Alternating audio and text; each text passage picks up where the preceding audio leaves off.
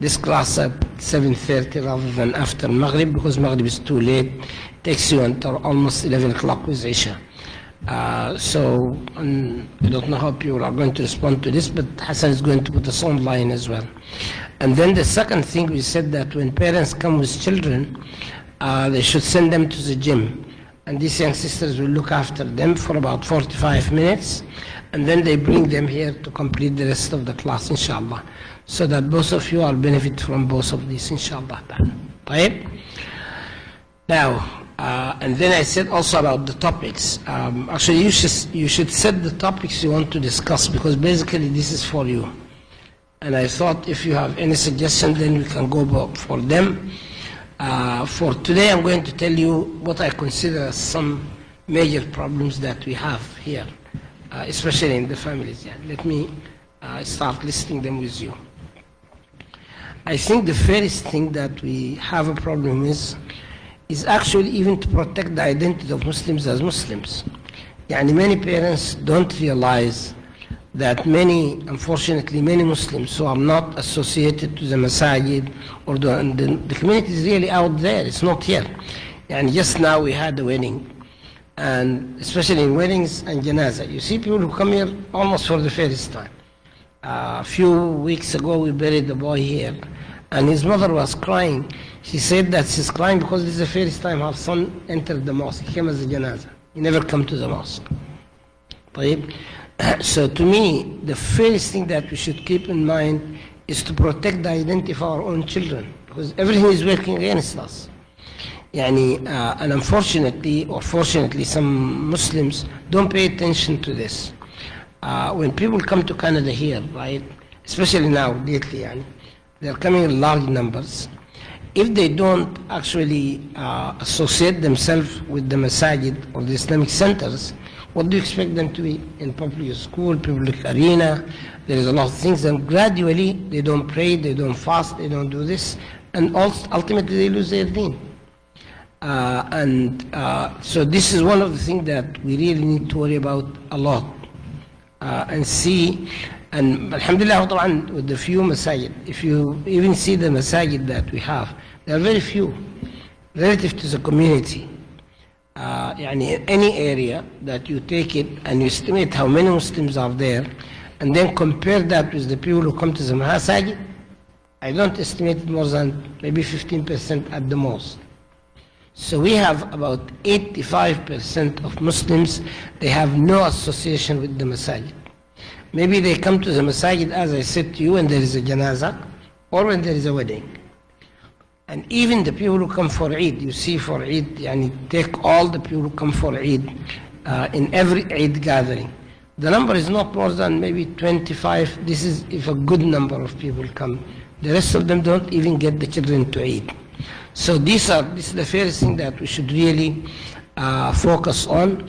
And this has been actually our focus for years. We have been alerting people that if we don't protect this identity of Muslims are Muslims. I'm not talking about what mazhab or Muslims as Muslims. Just people say La ilaha illallah Muhammadur Rasulullah.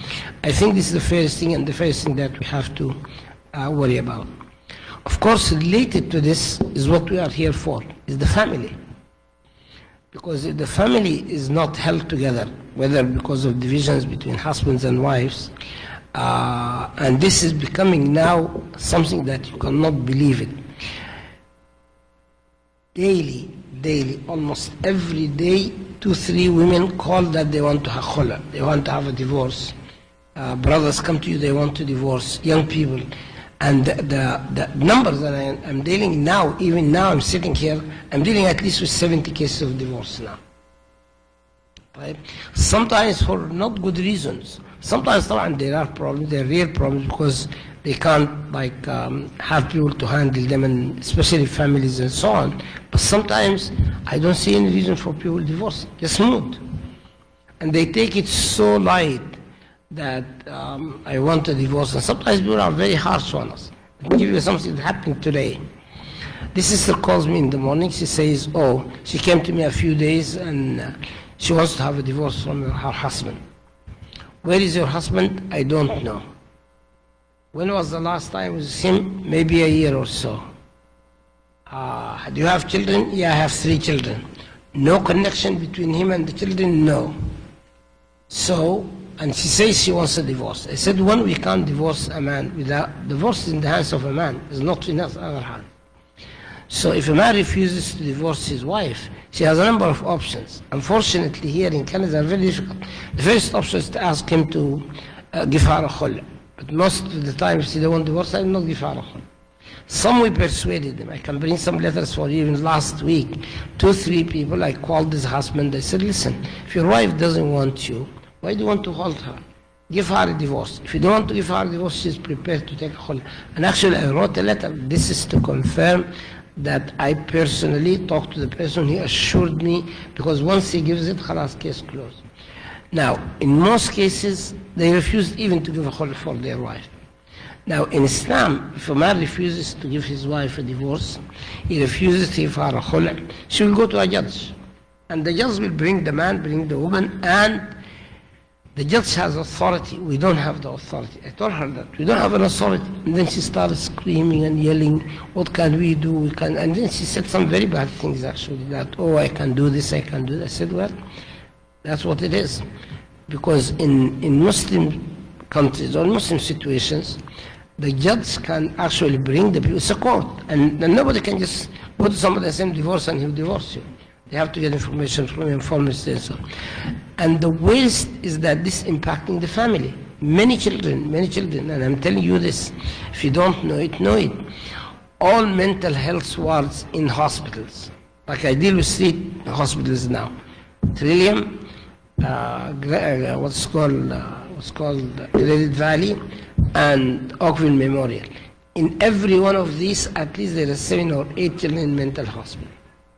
And most of them are there because of the problem between the husband and the wife. Like either parents divorced or left them, or they started in something like this. So these are the things that really we have to be careful about them.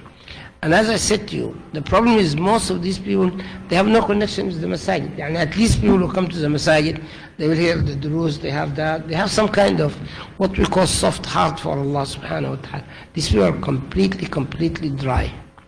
So this is number 2. It's a long issue, we can inshallah discuss it later. The third, of course, is the schooling.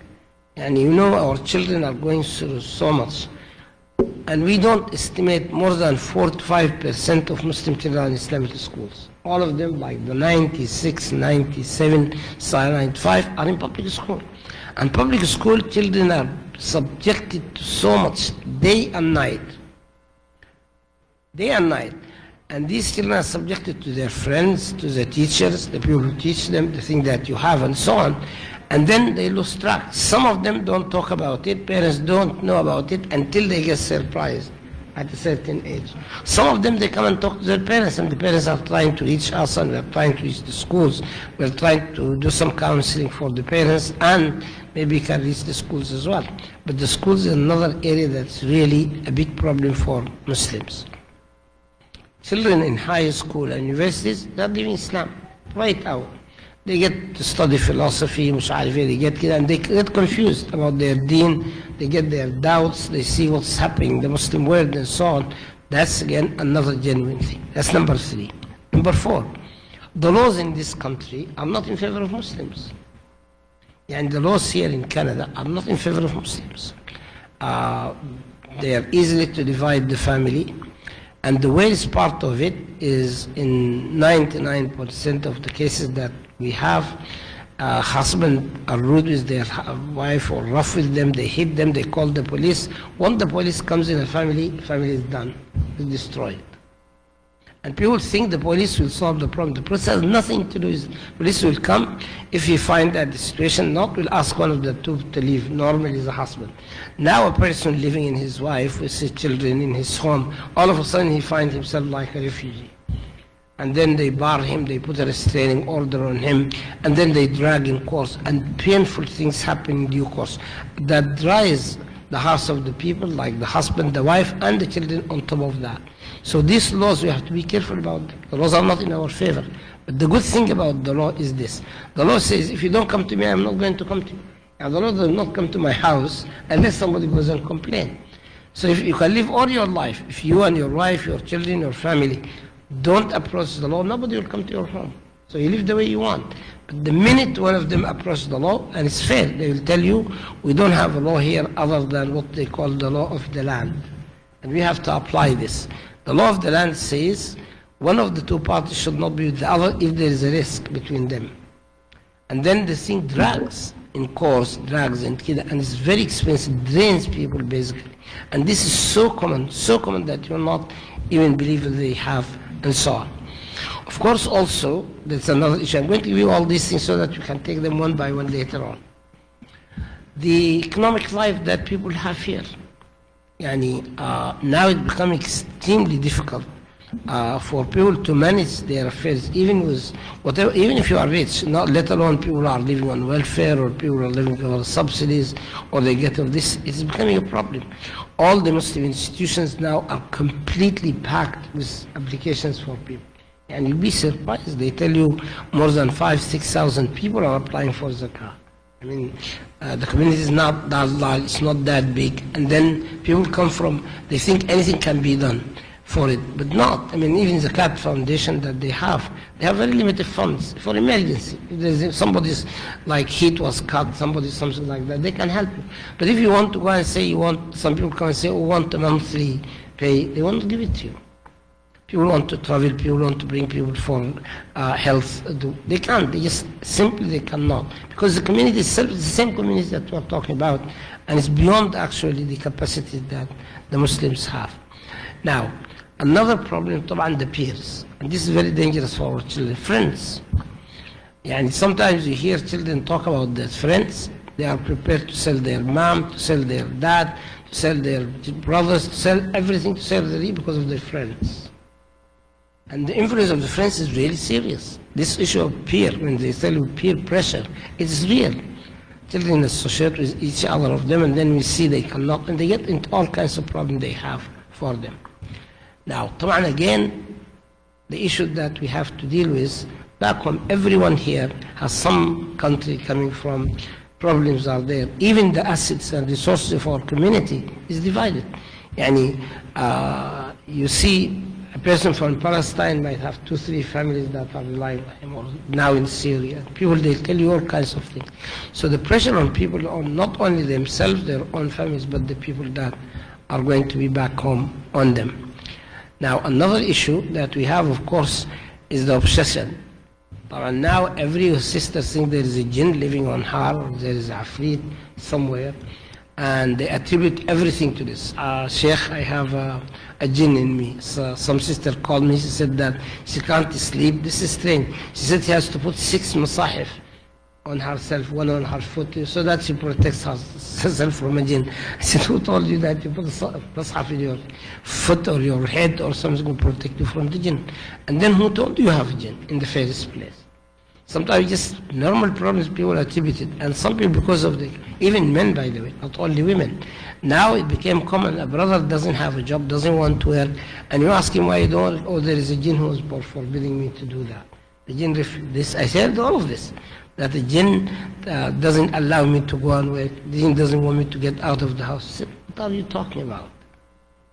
And that is the excuse they use for themselves, that they don't want to take care of their families, and many families have collapsed because of this. Now, all these things are problems that we live by them. We need to take them one by one, and we need to be open about them. But sometimes also wait until the problem becomes serious. Sometimes you nab the problem from the beginning. If anything happens, you deal with it. It's better to catch it up without becoming a serious problem for your children. These are just a few things that came to my mind. I thought I would throw them to you. If there is things other than that, you let us know. If you want to have questions about this, inshallah, you can go. Okay? I'm not feeling well, by the way. This is why I'm speaking very slowly. I just came from the doctor, and I have to go to a doctor's. Said there is something, they don't know what it is about me these days. نعم مشكلة صوتي ضعيف ما قادر ما بحط يدي عندي خضر في يدي عندي numbness كده I don't know what's happening. نعم.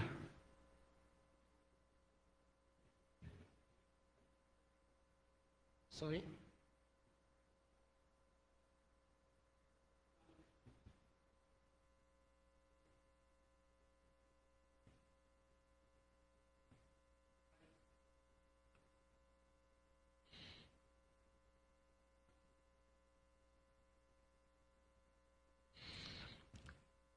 There are facts you have to know about. In Ontario, there is absolutely no subsidy from the government to Islamic schools. None. They give you a bad choice. They say public schools are free, send your kids there. You don't want it, you take care of yourself.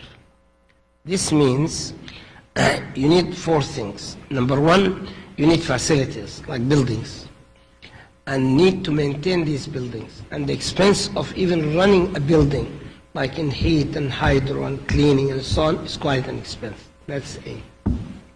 B, you need to pay the teachers. And the unfortunate part of it is that even our best schools now are losing the good teachers.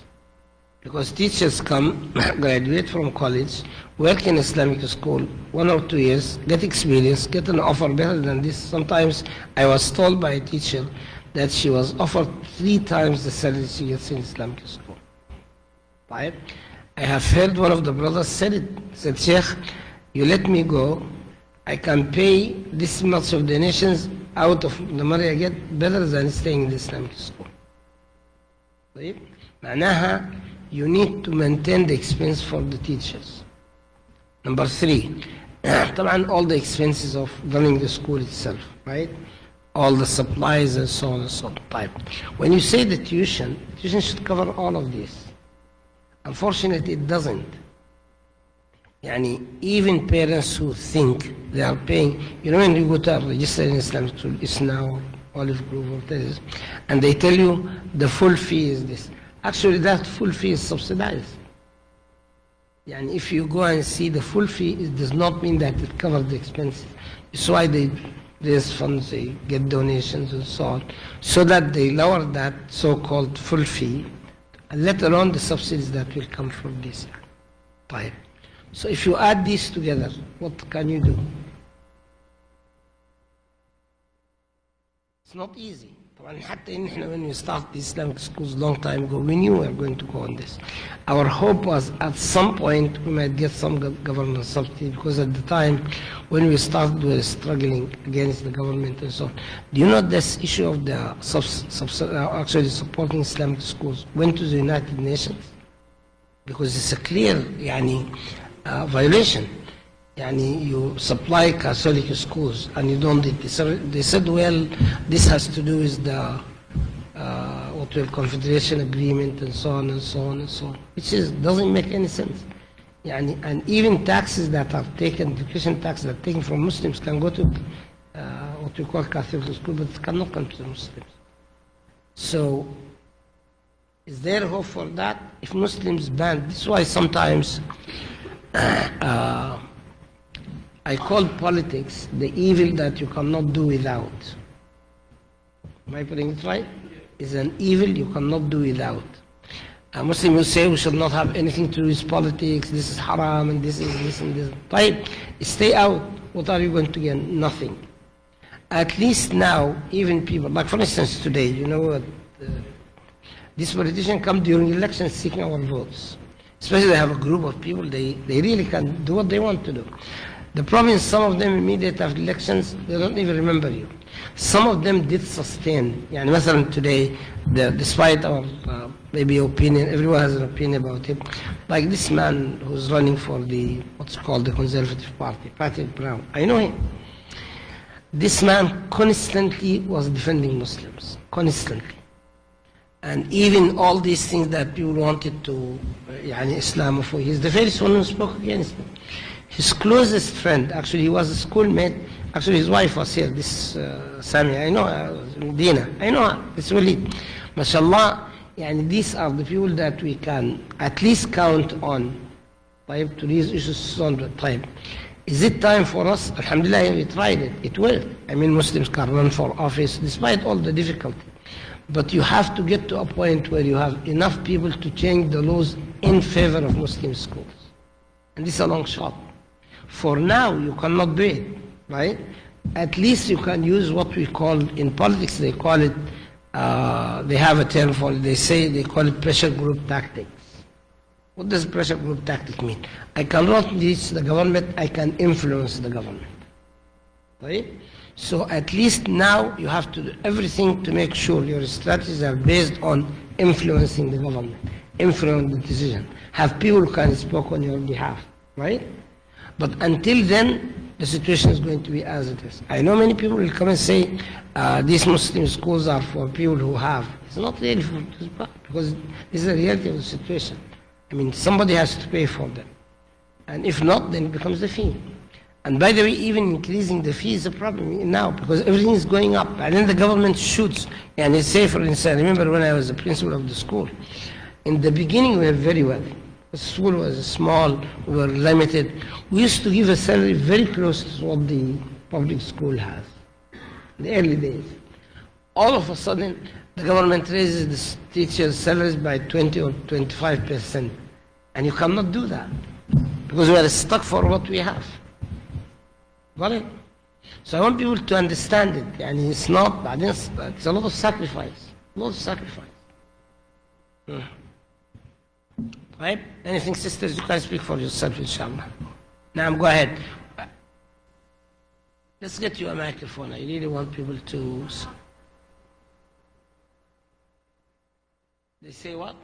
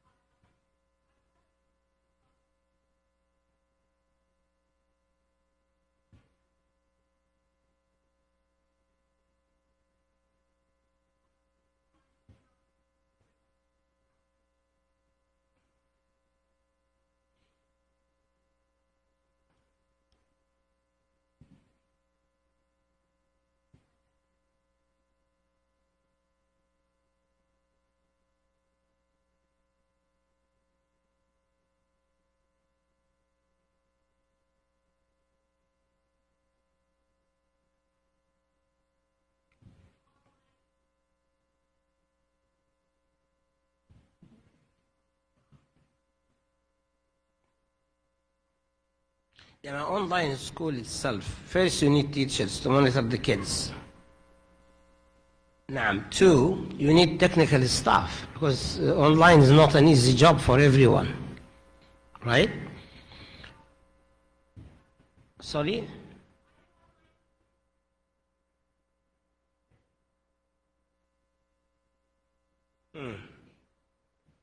And this is what I want to say. They also have courses in line. Like during the pandemic, many schools actually went online, right?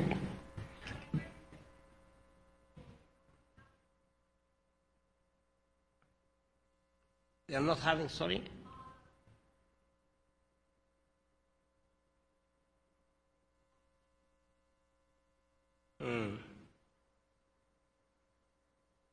I will take that to them, no questions. We'll talk to the schools and see if, as I said, people can think of all other options that can reduce the cost and accommodate kids from different families.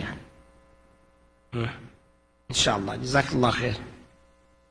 Okay.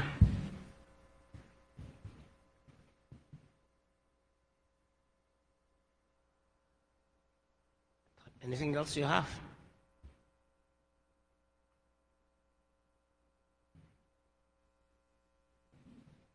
No, I'm sorry. Let the brother go and then we'll come to you.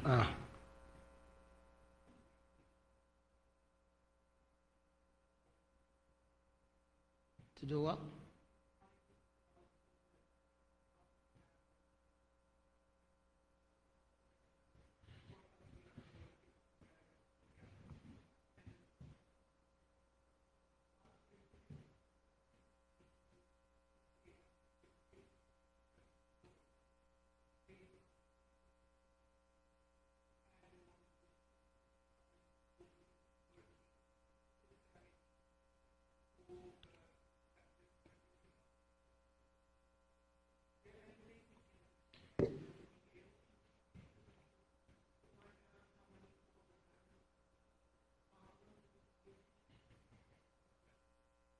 That's very difficult. One, because Muslims are scattered all over the place. They are not accessible to us. I told you, apart from the poor people who come to the masajid, you can not reach the people who don't come. You don't know who they are, where they are.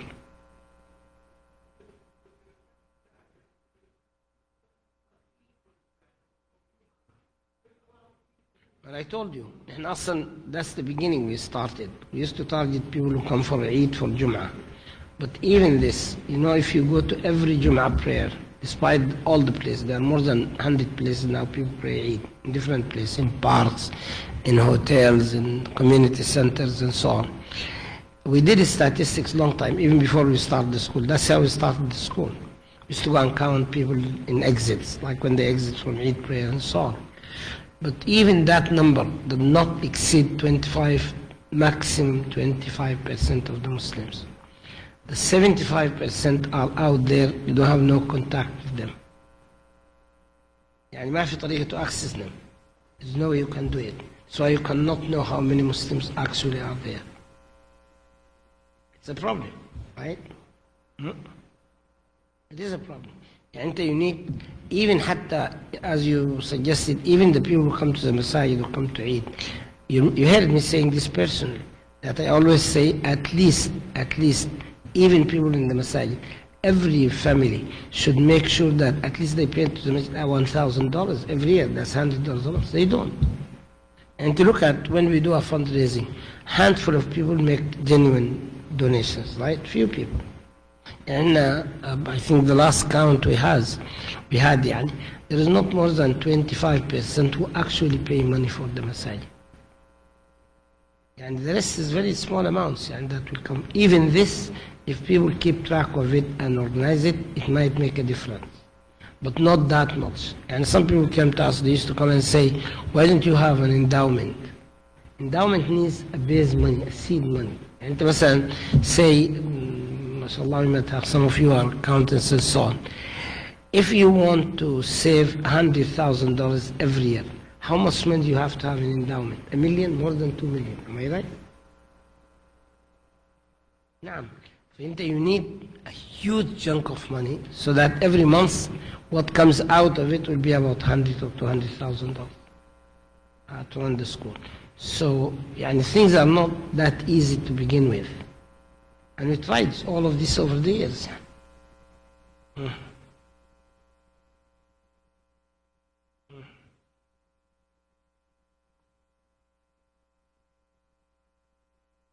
We partly also, the community is fragmented. We don't have one solid community, right? Different people come from different, some of them based on national lines, some people this, some people that. And they are not together so that you can say, this bulk of Muslims, we can work or rely on them.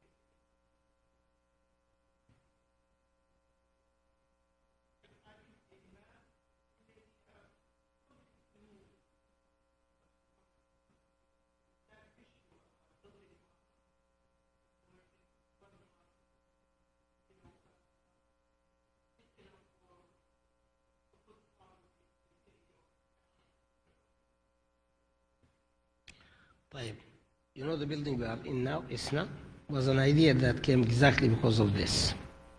Back in the late 70s, we thought in America here or Canada, you don't need a masjid per se. You need a center, like right now where we are here. And alhamdulillah, we executed that idea, but it didn't move beyond ISNA. It stopped there. And the idea was, what you see now, we said we need a masjid, yes, but we need something plus the masjid in the same place. And this is why we went ahead and invested this building cost about $9.5 million. Until now we are paying for it. عارف؟ فكانت the idea was there إنه yes, you need something beyond that. You need a place where you have a school, you have all these offices, we have a gymnasium, we have this, we have that, we have the facility to accommodate all of this. But they stopped there. And it didn't go beyond that. I'm telling you, see again, this is the sad part of it. Every time we try to build a reference for the community where people look up to, another community goes out and makes their own things. Right? For years. Even, I don't know whether you know what ISNA basically is, how it started. ISNA came when we, like in the late 70s, exactly 76, 77, 79, this is the time when I came actually. There was an organization that was established from, I don't know, let me take you back. In 1962, طيب? A group of students who used to know each other from back home, they used to travel, visit everybody in Eid from one city and so on. They came up with this idea, why don't we have a national organization for Muslim students? So they went to every university, every campus and so on, and then they established what we call organizations for the students. Then 1962 they said, why don't you get these students every year in a conference so that they can meet, they discuss things, and then start planning on a national level, not just like small cities and so on. So the MSA came, right? The MSA came. Between 60s, quickly, I'm going to move fast, between 62 to 76, 77, this is when we came here, right? The students who started as students in the 60s, by the 70s they became professionals, right? So the doctors went and formed an organization called Islamic Medical Association. And those who graduated in medical schools and they formed it.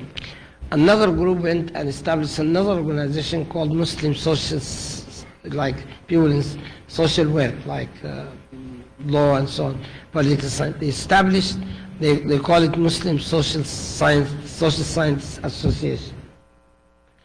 Another group went, they said, okay, if these are Muslim scientists, what about the scientists, engineers and this? They formed another organization. At the time, even women had an organization called NIMSO, North American Muslims Women's Association. Now and then the local community started making their own association. So there was a friction between the two because the Muslim Student Association was so strong. In some of the cities, everything revolves around the students. And here from Toronto, by the way, you know Jami'a Mosque, the oldest mosque, actually was under MSA until recently, and until maybe a few years. It was under a waqf, it's called Islamic Muslim Students Association of US Canada, and they become a trust, Islamic Service of Canada. Now, so wise people at the time said, now we have again all this organization going away from them, breaking the resources of the communities. And local organizations, some people who are living here said, no, we have to have our own Muslim local association. So the Muslims call them Muslim associations, yani masajid and so on. And then the friction continued. So the wise people went and said, why don't you get all these people under an umbrella? This is why they call it an umbrella now. So they brought all of these organizations and said, okay, let us put all of you under one organization that came to be ISNA, Islamic Society of North America. Now, it went like this from maybe 82 it came in place, until early 90s. Now another organization started breaking out. Like Arab Association, Pakistani Association, this and that. Then they had ICNA, then again went breaking back because you don't have a reference. This is the bad thing here. You come, and then the communities also are transient. There is no community like Toronto here. Toronto keeps changing. People come from overseas, flood in Toronto, stay a few days, and they start spring. So the community started changing. We did another attempt. Listen, I remember in 98, we gathered all these organizations that broke from each other, and we said, okay, why don't we have a national shura? At least we get together, and we formed a national shura. It takes a couple of years, it starts breaking down again. It's quite a test.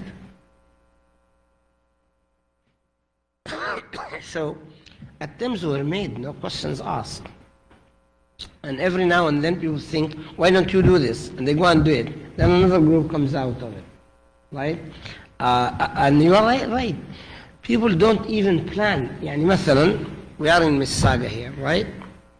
We kept saying for even to plan, I told let's have a calendar, for all of the organizations. We know what functions are, what they have, and so on. And then, because of what you said, we should not build a mosque where there is a mosque within 15 minutes. Or we don't have to do this. We have to start for this, see the needs. But who can plan that? Because there is nothing that holds people together. And they keep going. Now, this is why we do, the attempts are there, but we pray Allah subhanahu wa ta'ala, get us to a point where we can do this.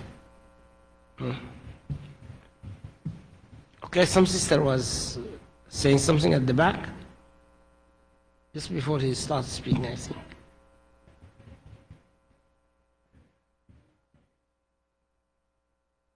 Sorry? بارك الله فيك.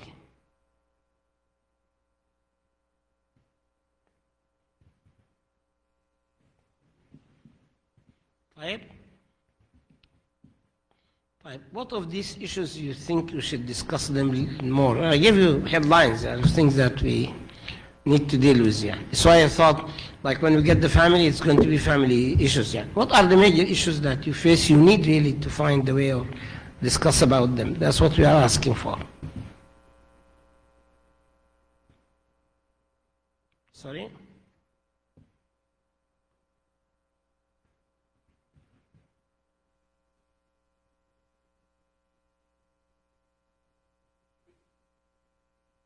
نعم.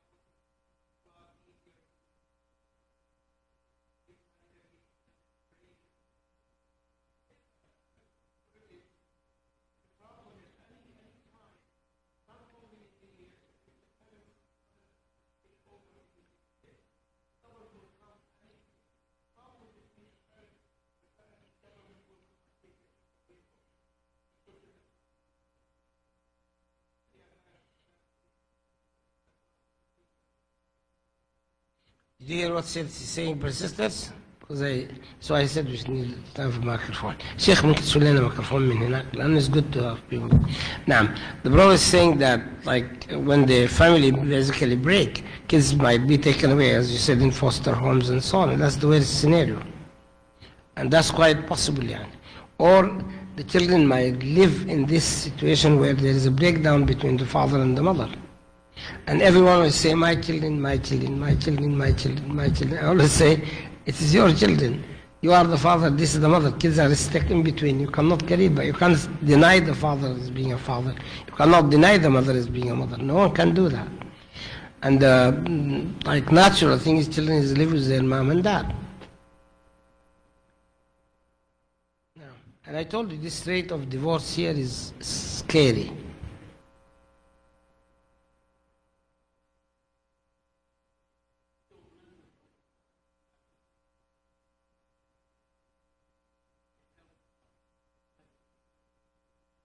Is what?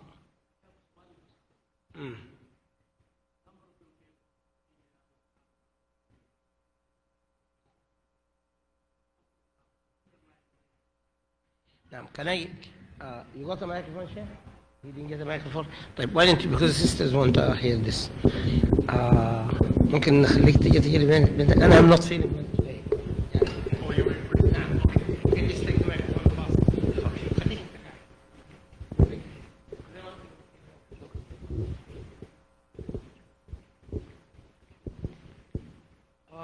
In Beale region, I help refugees that come from from Africa, Muslims. They come from Uganda, Ethiopia, Kenya. They come from Uganda, Kenya, Ethiopia, and Somalia proper. They come here sometimes with their husbands, sometimes without their husband. Some of them already come with mental problems due to the civil war and problems that they faced, or marriage breakdowns, raising the kids by themselves. When they come here, in one case, we had a lady who had three children, and one of the child started screaming all the time because he wants to have a cell phone. And the neighbors are old Christian women who resided in that apartment for the last 20 years. And they have a very good relationship with the management of the property. And those two ladies start knocking on the door of this refugee, saying that she is beating her son, and the son is crying. They force her to open the door. She opened the door, and she said, he's crying because he wants the cell phone and I will not give it to him. No, we're going to take the kid from you. Then I was called in. I went there and I said, on what capacity do you have to question? She's a tenant and you are a tenant. You're not the police, you're not a social worker, you're not the child services. They took on themselves to try to take the children away from the mother. So these are underlying issues that that can help, and I'm very happy that ISNA has brought the Imam. He was today's khutbah that is dealing with mental problems and issues, underlying issues. So thank you very much. I just wanted to add that to you.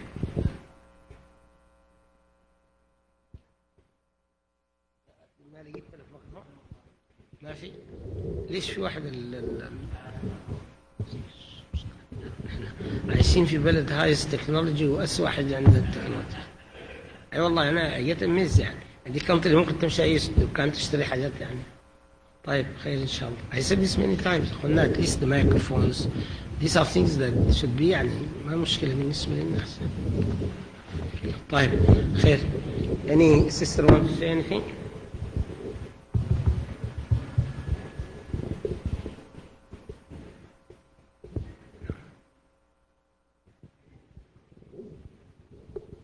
Well, there is something that I want to say about this.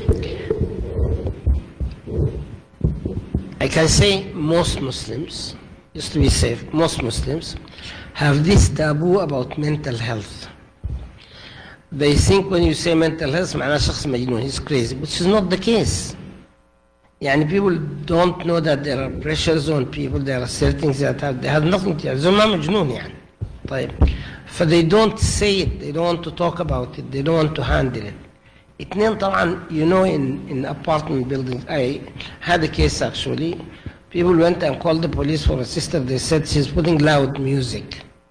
And this is swear by Allah subhanahu wa ta'ala. She's playing the Quran in the house. Yeah. Playing the Quran. But the Quran cannot be that loud like music, yeah, right? So they create a problem for her. And just because sometimes also in neighborhoods you have to be careful who are the neighbors are. But unfortunately, sometimes people have no choice. I mean, they give you a government house, you have no choice but to live in that house, am I right? And even if you want to change it, it will take a long time. You might even lose it, and people risk the loss of what they have.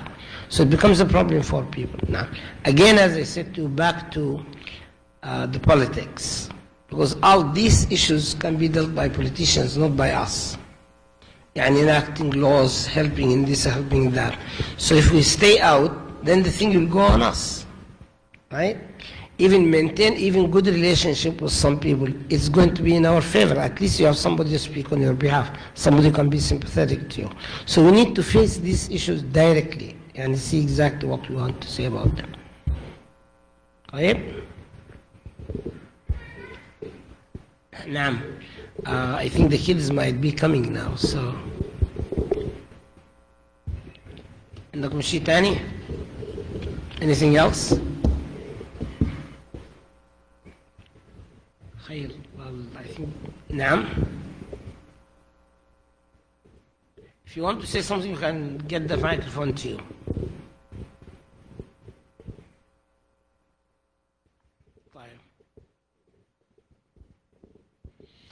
There is also another problem here. The law does not excuse you if you don't know the law, right? You can say, I don't know the law. That's your problem. It's not their problem. And this is why sometimes you have to know the laws of the country and to know your limits, because something can be very serious. I remember the first batch of the refugees who came from Syria. We used to bring them by buses, get them from hotels, have special sessions for him. And I personally alerted them when they came that there are certain things that you have to be extremely careful about, right from the beginning. Still, some of them did exactly what we told them not to. Remember, we used to bring them in the gym, we have to prepare dinner and so on, and specifically wanted to alert them. مثلا اديك مثال. In our country, back home, you can yell at a child, it's nothing. Now if you yell at a child here, oh, that's mental abuse, that's emotional abuse, and they use words also that really you don't imagine they are going to be that serious. Let alone slapping a child or hitting a child and so on. And many people lose their families because of that.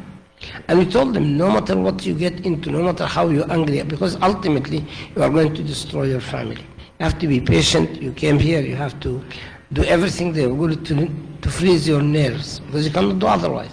Otherwise, the destruction becomes great for people. Right? People do things, think the law will tolerate them because they don't know. The law doesn't. And if you make a mistake, it's a mistake. No.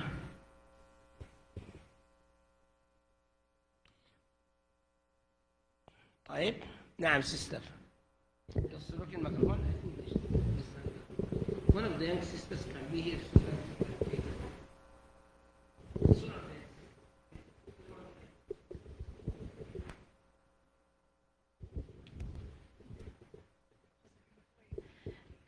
Sheikh, you mentioned that you used to do these sessions for the refugees in the masjid.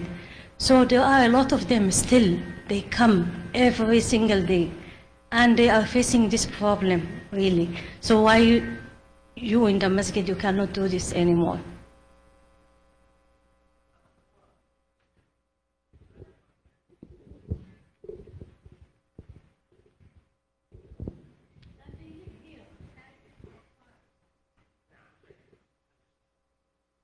We used to do it, by the way, on a regular basis. Just this COVID came to, for the last 3 years, everything is stopped. But as you rightly said, we can do it. We can start inviting people to come. We can, even the potluck dinner, the potluck dinner that we used to invite people who used to come. We used to have this monthly meeting. We have lectures. We have things to advise. People used to bring doctors, lawyers, and so on. And that's what the community should be. And inshallah, I'll be talking to the administration. Should revive all of this. You don't even have to specify them. You cannot just, because we will bring everybody here, because everybody will benefit from this, inshallah. So inshallah ta'ala, I hope they open up these things about the gym and so on. We can start doing it. No. Actually, at one time, wallahi, I did it personally. I used to organize buses. Remember, we used to bring them. They came a large number in hotels. We used to rent a bus. We rent a bus for them to bring them and take them back. So that they come. And I did talk to them, alhamdulillah. Even some of the brothers used to tell me, you have to speak them in Arabic. كنا بنتكلم بالعربي معهم عديل, directly so that they don't have an excuse. People didn't know English. And some of them, unfortunately, fell in the same trap we told them not to fall into. Okay, you want to say something else?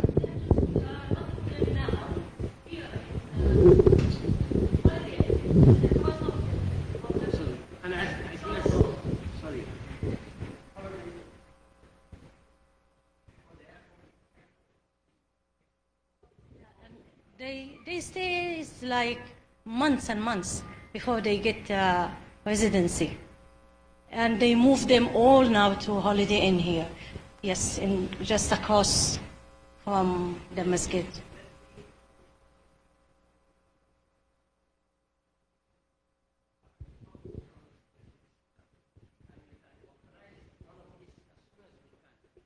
Next week. And what we could do, we can invite them, prepare a good dinner for them here, bring them and take them back, and then make sure that they understand what they are saying. You are very right, yeah. طيب إن شاء الله. Just write me your telephone number إن شاء الله. Or take my telephone number. Either way you can go for it. I'll be in touch with you. Now, anyone wants to comment on these things?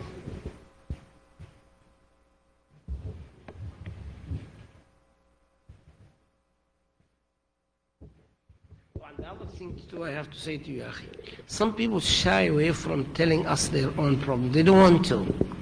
Until it becomes so deep that you cannot solve it. And if at the early stage people tell us, you can cap it, you can reach them and try to do it. But if it goes beyond that, especially if police was involved, restraining orders, this, you can't do anything. As a matter of fact, we are being advised here in Islam many times by the police. They say if anything comes to the police, don't interfere in it. And let's take a different track altogether. Before that, you can mediate between people, you can bring people, you can do all of this. There is no problem. But if it goes beyond that, then it becomes even difficult for us to say it. Right?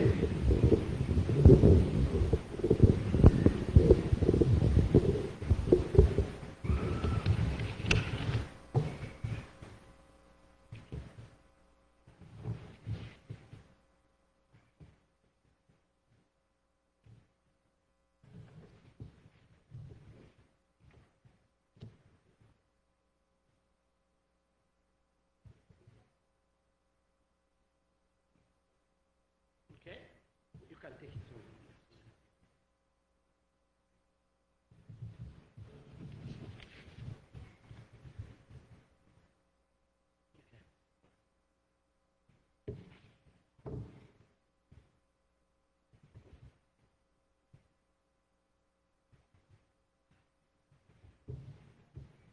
Okay, inshallah. Jazakallah khair.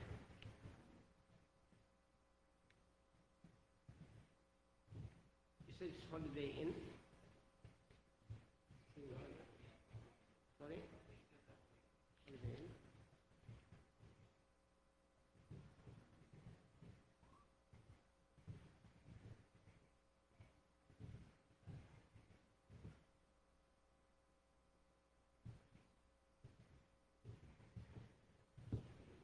Sorry.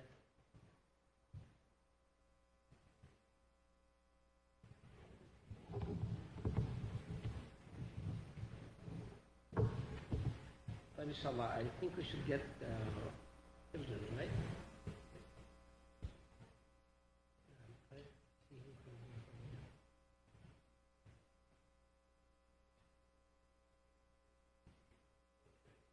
نعم. أي نعم. Let me see. The girls were here. They said they would go with them. We'll get them inshallah. نعم. They are in the gym. Just here. They're here in the gym. You can just tell them to come. Huh? Oh. Yeah, I can't tell them. Just go to the gym and huh? I just bring the children here. My Hassan, we thought we'll talk to all the people and then we'll bring the children.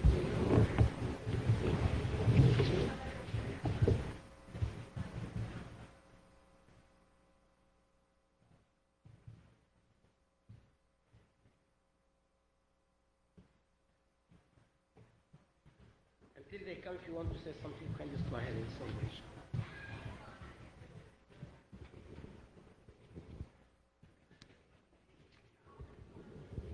Sorry?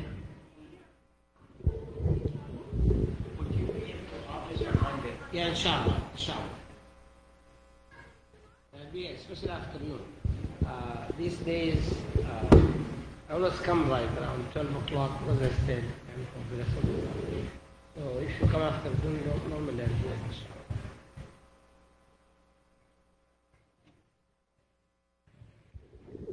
if you feel there are other issues you want us to consider, please say them and don't stop saying them, inshallah.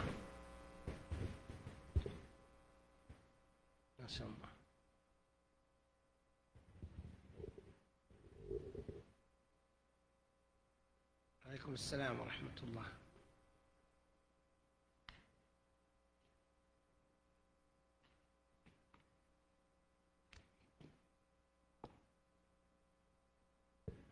نعم, sister, go ahead. Can we give you the microphone because we can't hear you from there and it's not fair not to hear you.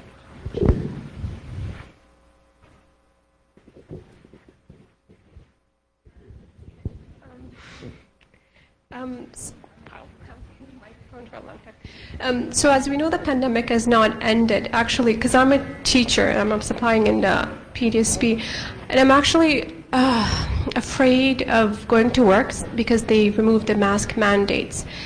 Well, my dad is like, just put your trust in Allah and just go. How scared should we be? Like, although I do wear masks when I go outside, like, you know, how scared or cautious should we be?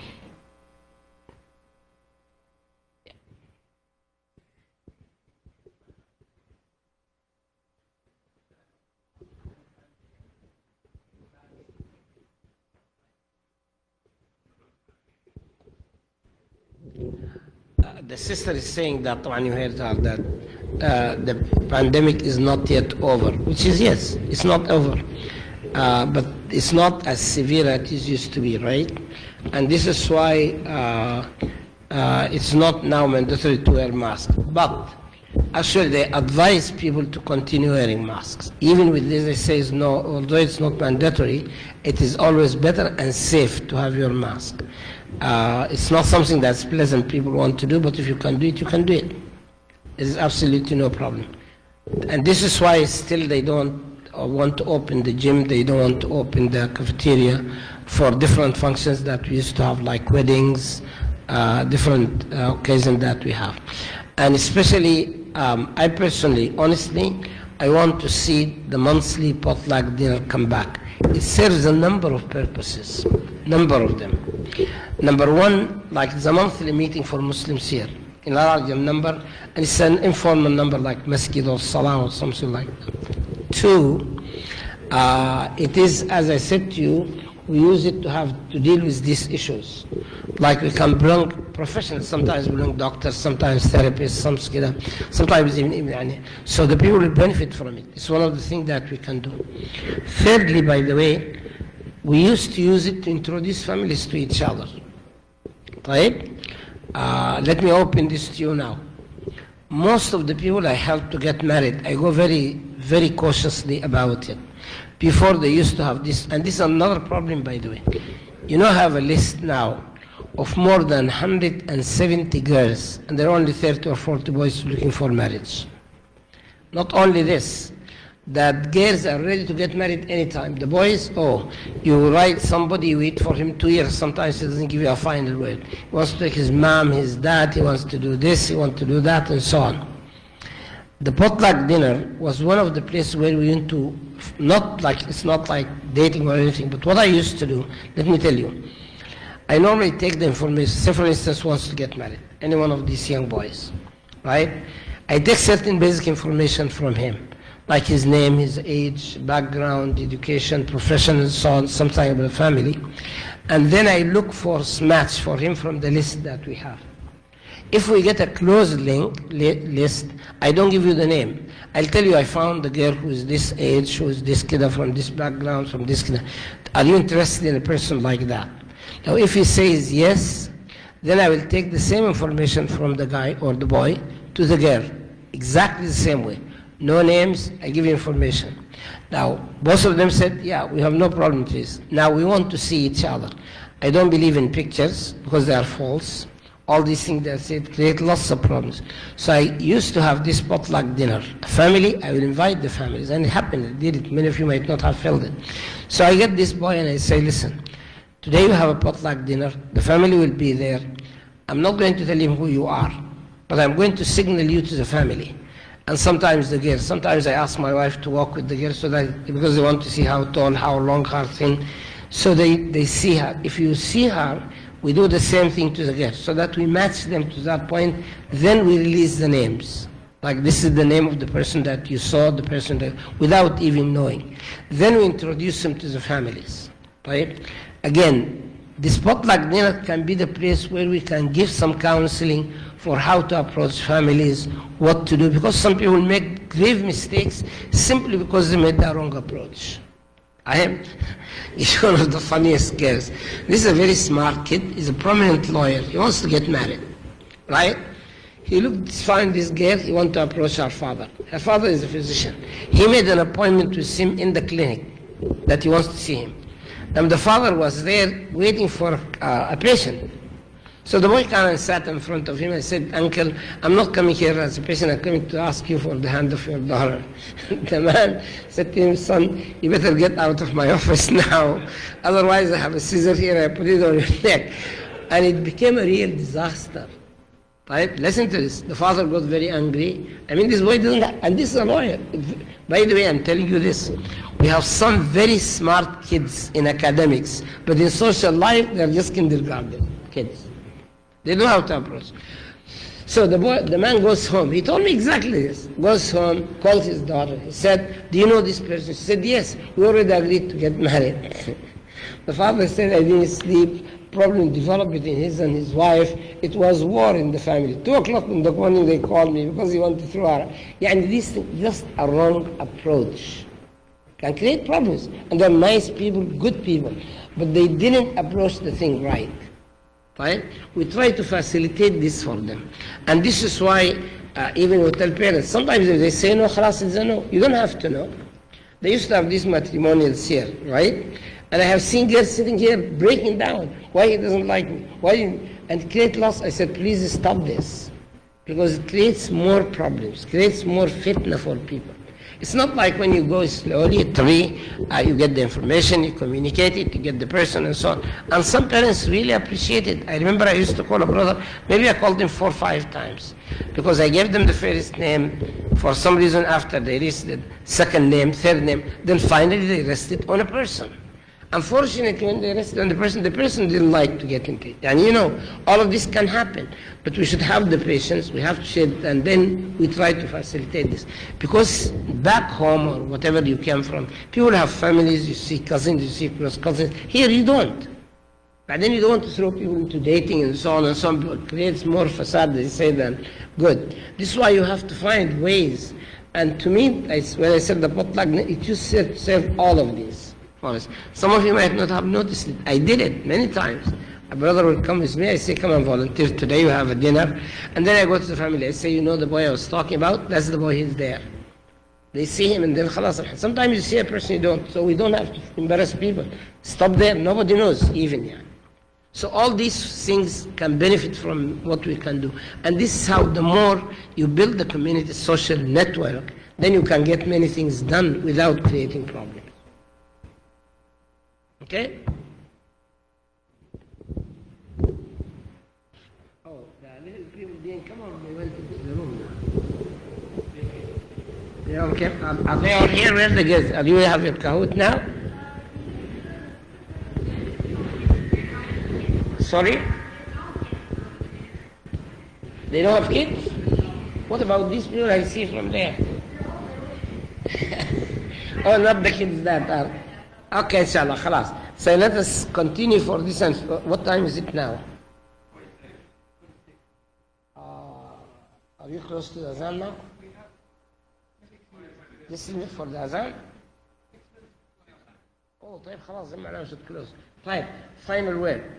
Do you want to continue like what we said? And people who want to come with their kids. I said this last week, and alhamdulillah, many of you. But if you want, we can continue. I don't want to get the little children involved in discussions like what we discuss with adults. That's the main thing that I wanted to do. At the same time, some of the parents want to come with their children. So what we could do is, as I said to you, this is the arrangement I made with the administration, is that we get the kids, the parents, drop them in the gym. We give you 45 minutes, then the kids can come for the 15 minutes or 20 minutes, then we can talk to them their own language, inshallah. If you want us to continue like this, we'll do it, but next week I'm ready for that, inshallah. Jazakumullah khair. We say subhanak Allahumma bihamdik, nashhadu an la ilaha illa ant, nastaghfiruka wa natubu ilayk, wa sallallahu ala nabiyyina Muhammad wa ala alihi wa ashabihi wa sallam. Assalamu alaikum wa rahmatullah. For the sister, I'm going to call you, inshallah, or you can come Monday if you want. Bye, inshallah. Assalamu alaikum. How are you? I don't like to say salam alaikum. Assalamu alaikum. كيف حالك؟ لعلك بخير. ان شاء الله. بارك الله فيك. السلام عليكم. كيف حالك؟ كله تمام. السلام عليكم. كيف حالك شيخ؟ ان شاء الله خير. طمني على صحتك. كنت بشوفك. والله يا اخي بعد بروح صبر. السلام عليكم. الله يبارك فيك.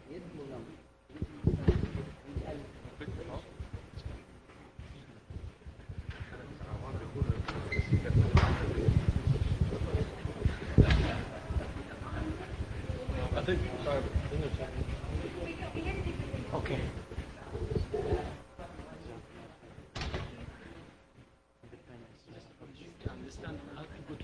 To the gym. The stand has to go to the gym, huh? No, the stand, not the table. Yeah, just make sure take it to the gym.